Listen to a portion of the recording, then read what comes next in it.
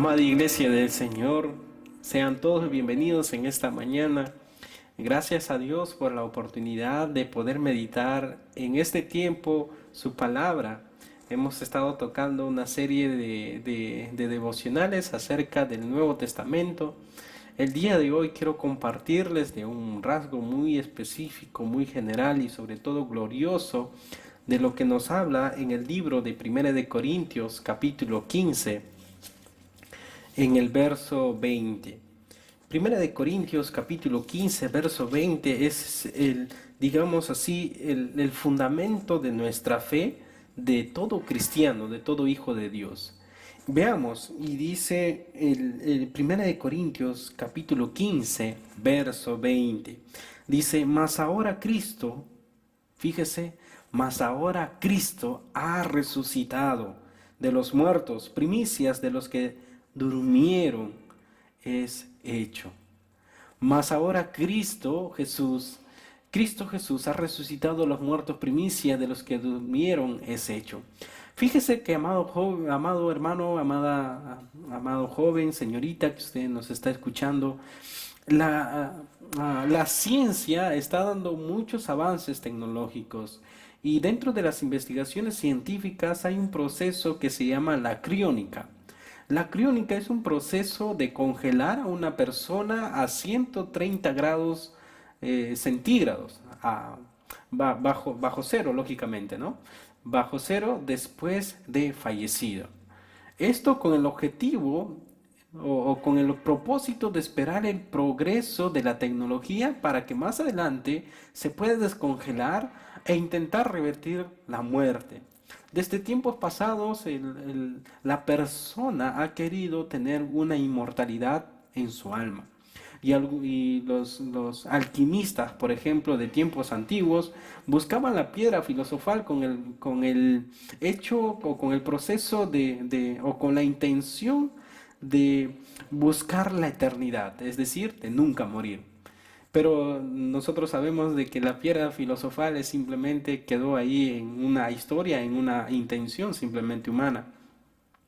La criónica, por ejemplo, ha dado esperanza a muchas personas, porque ellos esperan que la tecnología avance tanto y que en el futuro va a avanzar muchísimo a tal punto de que se va a poder resucitar o hacer revivir a una persona.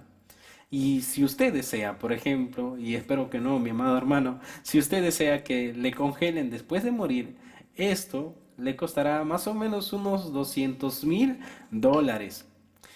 Entonces, mis amados hermanos, a estas personas podremos preguntarle, ¿cuál es su esperanza? ¿Cuál es la esperanza que tienen estas personas? Su esperanza, lógicamente, está en la investigación científica y en la tecnología. Y mi amado hermano, si le hacemos esta misma pregunta a usted, ¿cuál es tu esperanza? ¿Qué viene para ti después de la muerte? ¿Qué es lo que ocurrirá cuando usted cierre sus ojos, ya sea en un hospital o en su cama o en algún lugar, cierre sus ojos y simplemente su cerebro deja de funcionar y su corazón deja de latir? ¿Qué pasará con usted, amado hermano? ¿Qué viene para usted después de la muerte? ¿Sabe qué, amado hermano? En esta mañana Dios nos da una excelente noticia, una gran noticia. Mejores noticias que la criónica, mejores noticias que la piedra filosofal y los avances de la ciencia. Todo aquel que se ha arrepentido de su pecado y confiado en Jesús como Salvador y Señor, tiene algo mejor que esperar ante la realidad de la muerte. ¿Y sabe qué es, mi amado hermano? Esto es la gloriosa resurrección.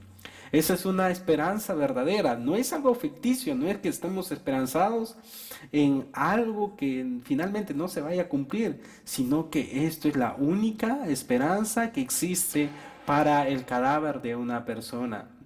Una defensa hay clara en la resurrección y nosotros podemos verlo aquí en el libro de Primera de Corintios.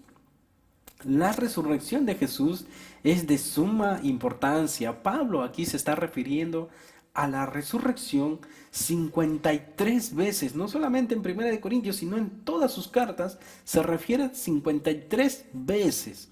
¿Sabe por qué, mi amado hermano? Porque la resurrección es esperanza para todo creyente.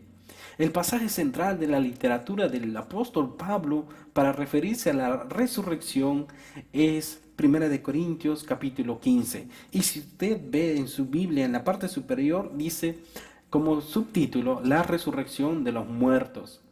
En este texto, el apóstol Pablo está presentando una defensa convincente de este evento, el más importante de toda la historia de la humanidad, más importante que cualquier hecho histórico, amado hermano. Muchos, por ejemplo, a lo largo de la historia han tratado de negar que Jesús vivió, pero han quedado avergonzados ante la irrefutable evidencia histórica que confirma su vida y su muerte en la cruz. Muchas personas dicen, Jesús no existió. Jesús no, eso es solamente un mito, una mitología, una leyenda que se fue formando de generación en generación. Sin embargo, han quedado avergonzados porque la evidencia histórica confirma que Jesús vivió y que murió en la cruz. No solamente porque nos dice la Biblia, amado hermano, sino también porque nos dice también fuentes extrabíblicas, fuentes históricas extrabíblicas como como Josefo, como Flavio y como otros historiadores de sus épocas de Jesús. Además, mis hermanos, cuando uno no puede negar que Jesús vivió, entonces ya viene y algunas otras personas agnósticas, otras personas que están contra de lo que nos dice la palabra de Dios, vienen y vienen a negar su muerte y vienen a negar su vida, la vida de Jesús, y para ello van presentando teorías y niegan su resurrección para negar la tumba vacía. Hay quienes afirman que Cristo en realidad no murió realmente en la cruz, sino que simplemente se desmayó. Algunos dicen, ya, Jesús pudo haber existido, pero ¿sabe qué? Jesús no murió en la cruz. Jesús no resucitó. Jesús no dice quien usted dice que es. Simplemente es un revolucionario, es un personaje histórico, es una persona iluminada que hizo cosas buenas simplemente. Y tratan de minimizar la obra salvadora de nuestro Señor Jesucristo. Unos sugieren que hubo personas que tomaron el cuerpo de Jesús para deshacerse de él. Otras personas incluso piensan que quienes visitaron la tumba se equivocaron de lugar y dijeron, oye, esta tumba no era, o esta tumba no era. Entonces tratan de sacar teorías de tal modo que desacrediten la resurrección de Cristo. Otros creen, por ejemplo, que realmente nadie constató que la tumba estaba vacía. Otros dicen que nadie vio a Jesús, sino fueron meramente alucinaciones y que estas personas tenían una especie de trastorno psicológico y por lo tanto alucinaban, como tan tristes estaban por la muerte de Jesucristo, entonces alucinaron que Jesús estaba acá, ellos tuvieron alucinaciones aquí y aquí y aquí, por distintos lugares. Fíjese, mi amado hermano, cómo tratan las personas de desacreditar la resurrección de Jesucristo. ¿Cómo se debe responder a esta teoría? Y fíjese que Pablo dice en 1 Corintios capítulo 1 al 11, cómo nosotros debemos de responder ante estas acusaciones. Y aquí usa la evidencia que debe ser usada para corroborar cualquier evento histórico. Hay testigos fidedignos. En resumen, Pablo lo que dice es, quien niega la resurrección de Cristo debe tener una conversación con los testigos oculares que vieron al Cristo resucitado. Y usted se acuerda que Jesucristo estaba de camino a Emaús y se apareció a sus discípulos, a uno de sus discípulos, a uno de sus seguidores. Luego también se aparece a sus discípulos, a sus apóstoles. Luego también se aparece a las mujeres. Fíjase, mi amado hermano, que había muchísimos testigos oculares en los tiempos de Pablo. Aquí todavía están vivos, dice Pablo. Si tú quieres creer que en realidad Jesucristo ha resucitado, entonces cuéntale a esa persona. porque esa persona es testigo ocular. Él vio a Jesucristo resucitado. Si no le crees a él, cuéntele a él. Si no cree a él, cuéntele entonces a esta otra persona. Dice Pablo, porque había testigos fidedignos que estaban vivos y que vieron al Señor Jesucristo resucitado. Cuando Pablo escribió 1 Corintios, aún muchos de los que vieron al Cristo resucitado todavía estaban vivos. Así que no era difícil verificar la evidencia histórica que había disponible en ese momento. Entonces, amado hermano, ¿por qué es tan importante de que nosotros nos fundamentemos en la resurrección de Jesucristo? Mire, ¿qué pasaría o qué pudo pasar si Cristo no resucitó? 1 Corintios 15, del 12 al 19, nos dice que vana es nuestra fe, que todos estaríamos condenados al infierno, ninguno de nosotros seríamos salvos y que nosotros seríamos las personas dignas de reírse en nuestra cara por confiar en algo o en alguien que no ocurrió en ningún momento de nuestras vidas. Fíjese, eso es lo que nos dice. Cuando usted lo lee, nos dice, seríamos dignos de pena, dignos de lástima, porque estamos creyendo en alguien que en realidad sigue muerto. Pero la palabra de Dios y las evidencias nos indican de que nosotros no somos dignos de lástima porque creemos en nuestro Señor Jesucristo, que Dios lo resucitó de entre los muertos. Pablo habla aquí hipotéticamente sobre la posibilidad de que Cristo no hubiera resucitado. Su intención es hablar de las hipotéticas consecuencias que habría si la resurrección de Jesucristo fuese una mentira. El resultado sería el siguiente, como nos dice aquí en el 14 y los versos más adelante. Dice, nuestra predicación sería vana. ¿Para qué predicaríamos si Jesús no transforma vidas? Si Jesucristo dijo que iba a resucitar y finalmente no resucitó y nos estuvo engañando. Nuestra predicación sería vana. Nuestra fe sería vana. Seríamos hallados falsos testigos ante Dios. Aún estaríamos en nuestros pecados, no habría salvación, Cristo no hubiese resucitado y por lo tanto no hubiese sido aceptado ese sacrificio que hizo en la cruz por Dios Padre. Además, los que murieron en Cristo simplemente siguen ahí muertos y van a perecer por la eternidad. Y seríamos los más dignos de conmiseración, de lástima, dice el apóstol Pablo. Si Jesús no hubiese resucitado, nosotros estaríamos acabados. Usted estaría acabado, mi amado hermano, amada hermana. Yo también. No habría esperanza para nosotros. Sin embargo, la Biblia nos dice y las fuentes extrabíblicas nos dicen esta preciosa noticia. La buena noticia es que Cristo sí resucitó. Si Jesús estuviera muerto, el cristianismo estuviera también muerto. Pero Jesús está vivo y como Jesús está vivo, así el cristianismo está vivo y en él tienes usted vida eterna y yo también la tengo. Por eso, completamente convencidos de que Cristo resucitó, Pablo declara con voz de triunfo, dice en el verso 20, mi amado hermano, mas ahora Cristo ha resucitado de los muertos, primicia de los que durmieron fue hecho. La palabra primicia aquí significa primeros frutos. Lo que es primeros frutos. Esta es una palabra que hacía referencia a los primeros frutos que se obtenían al comienzo de la cosecha, por ejemplo, las primicias de la cosecha. Los israelitas aquí, mis amados hermanos, se presentaban en el templo para traer las ofrendas de las primicias, la cual garantizaba al pueblo que el resto de la cosecha también vendría. Y lo traían con gozo porque esto daba una clara evidencia que los demás frutos también saldrían de la cosecha. Cristo aquí es la primicia. Él murió y 3 días después se levantó saliendo de la tumba para nunca más ver la muerte.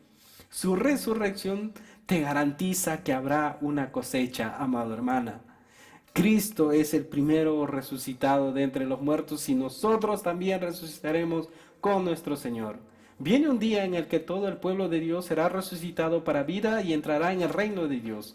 Para Pablo, la resurrección de Cristo representó el comienzo de algo muchísimo más grande, mi amado hermano. Su resurrección solamente es el punto de partida de la resurrección de los redimidos. Y sabe que, amado hermano, usted es redimido por la sangre de Cristo. Si usted cree en el Señor Jesucristo, usted es salvo y también resucitará juntamente con el Señor. Y nos encontraremos allá en los cielos para siempre. Cuando Cristo se levantó de los muertos, Él garantizó el resto de la cosecha. Un día todos los que han puesto su fe en Él tendrán cuerpos glorificados y seremos como Él. Esa es nuestra esperanza, mi amado hermano. Mientras algunos ponen su esperanza en el avance de la ciencia y en la criónica, la piedra filosofal, las investigaciones, ¿dónde está su esperanza? Ante el dolor y la adversidad, ante la enfermedad y la traición de amigos, ante la corrupción de nuestras autoridades y la pérdida de empleo, ante el sufrimiento, ante la muerte, ante las enfermedades, ante las aflicciones, ante los desastres naturales. Tú puedes poner tu confianza en el Salvador, en Jesucristo, quien murió, se enfrentó a la muerte y la venció para siempre, mi amado hermano, para siempre. Si estás en Cristo, serás resucitado como Él también fue resucitado, mi amado hermano. Usted recibirá un cuerpo nuevo que no experimentará más enfermedad, no experimentará dolor, sufrimiento ni muerte. Habitaremos usted y yo con Cristo y con el pueblo de Dios por la eternidad, amado hermano. Estaremos con el Dios para siempre. Ahí usted podrá ver a todos sus familiares que murieron creyendo en el Señor Jesucristo. Y ahí estaremos por siempre adorándole a nuestro Señor. Mi oración, amados hermanos, es que esta esperanza también anime vuestro corazón y levante su rostro, porque, como dice Romanos 13:11, ahora está más cerca de nosotros nuestra salvación que cuando creímos, porque nuestro Señor Jesucristo es la clara evidencia de que nosotros también resucitaremos. Qué gran esperanza usted tiene en Jesús y yo también la tengo. Así como Él resucitó, resucitará usted para vivir eternamente con Él. Confíe en que Él será fiel en cumplir su preciosa palabra, sostenerte hasta el final y llevarte a la gloria. La palabra de Dios es bendita y nos dice que el que empezó la buena obra en nosotros la perfeccionará hasta el día de su segunda venida. Y esa obra solamente lo puede hacer nuestro Señor Jesucristo. Gracias a Dios, gloria a Dios por su precioso regalo de salvación. Gloria a Dios porque nosotros resucitaremos con Él y estaremos con Él para siempre. Gloria a Dios por enviar a su Hijo Jesucristo. Gloria a Dios porque nuestra esperanza no está en este mundo, sino que está en alguien quien ha traspasado las barreras de la muerte de este mundo. Ese es nuestro Señor Jesucristo. Mi amado hermano, por lo tanto, confiemos en nuestro Señor Jesucristo. Y si usted aún no le ha entregado su corazón al Señor Jesucristo, venga y también sea parte de esta cosecha que prontamente llegaremos y todos nosotros resucitaremos y nos encontraremos con nuestro Señor en los aires.